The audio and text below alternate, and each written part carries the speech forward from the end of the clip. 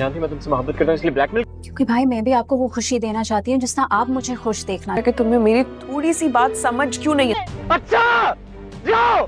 Mummy की तरफ गई हो इतने अरसे बाद और मैं बार बार कॉल्स करके तंग। लेकिन वो उनके मोहल्ले में तो नहीं रहती, वो तो काफी दूर। लाडली का आने वाला एपिसोड बहुत ही इंटरेस्टिंग होने वाला है।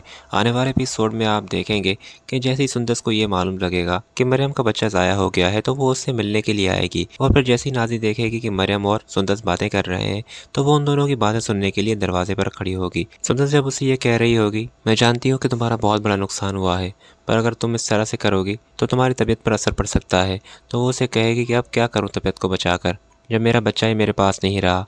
कितना खुश थे उमर, पर नाजी ने सब कुछ ख़राब कर दिया, मैं उसे कभी माफ़ नहीं करूँगी। सुंदर उससे कहेगी कि यह सब कुछ नाजी ने किया है, तो वो उसे बता देगी कि हाँ, नाजी शुरू दिन से नहीं चाहती थी कि यह बच्चा इस दुनिया में आए, और मुझे उससे खतरा भी था। ये बात मैंने उमर को कही भी थी, पर उसने मेरी बात का उस टाइम यकीन नहीं किया था।